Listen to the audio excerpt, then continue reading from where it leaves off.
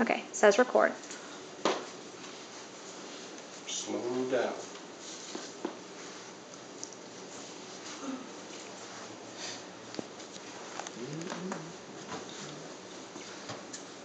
Okay. For those of you who don't know me, my name is Valerie, and tonight's speech is a persuasive speech, and the topic is divorce ruins children.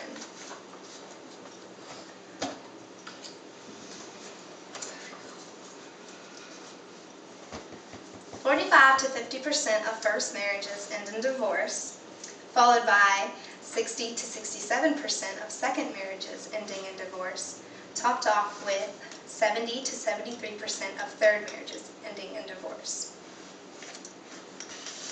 The percentage of divorce has increased over time.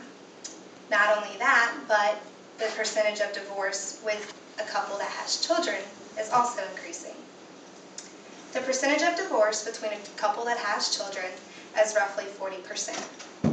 Although the percentage seems small right now, the percentage will continue to increase with time.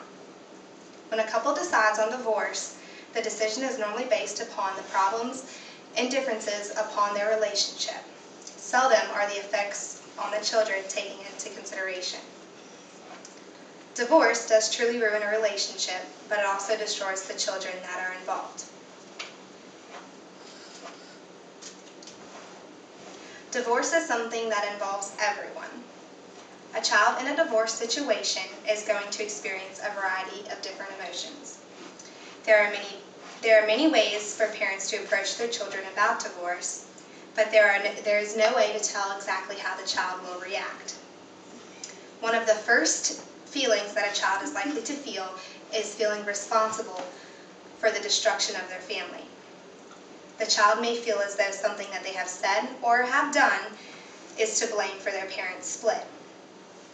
Children of parents who decide to get a divorce have had the opportunity of living a lifestyle where both parents are present each day. When changes start to take toll in their everyday activity, it starts to put stress on the children that are involved. Not only does the divorce itself hurt the children, but so do the events leading up to the divorce.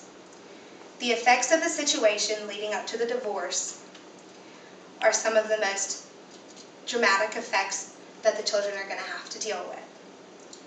The children are exposed to arguing, one parent blaming the other, and crying, all of which the child should not have to deal with. Seeing these things is likely to flood the child or children with a mixture of emotions. If one parent blames another, the child then feels responsible. If one parent blames another, the child then feels responsible for taking a side with one of the two parents. Once the decision of the divorce is made final, the child is then faced with multiple decisions that have to be made. Will the child stay with their mother, or will the child stay with their father? Or will the child be forced to agree with one of the feelings that each of the parent has? The decision of divorce is obviously not left up to the child, but ultimately there are many decisions that the child or children are going to face. When a divorce is made final, one of the first steps is that either one of the parents is going to find a new place to live. The child will then have to decide which parent they are going to live with. A decision like this is enough to devastate a child. If they choose to live with their mother, they may think that they'll hurt their father's feelings. If they choose to live with their father, they may think that they'll hurt their mother's feelings. After that difficult decision is made, the changes of a new life will start to take place. The child may have to move, change schools, as well as make new friends, all of which can be very difficult. Along with these changes comes a mixture of emotional and mental struggles for the child. It is possible that with witnessing 1, 2, or even 3 divorces, that the child will get a negative impression about the idea of a relationship. A divorce will have its share of short and long-term effects on the child that is involved.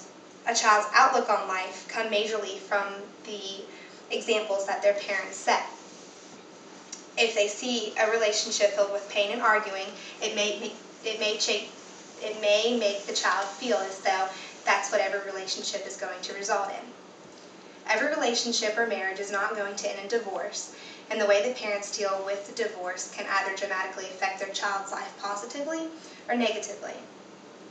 Although divorce is oftentimes a negative situation, the parents have the power to make it a positive process. But like mentioned earlier, each child is going to react differently. Divorce is a powerful step to be taken, but it should not have the power to ruin a child's life. A child does not need to feel responsible for the split in the family, nor do they need to deal with the stress of the aftermath. Problems in a relationship can be hard to deal with, but divorce should not always be the first answer. Just because differences in a relationship can ruin a marriage does not mean that the child should be destroyed as well. Ultimately, the person that is destroyed the most in a divorce situation is the child or children that wanted nothing more than their parents to be happy. Good job. Okay, click it again. Click it again. Yeah.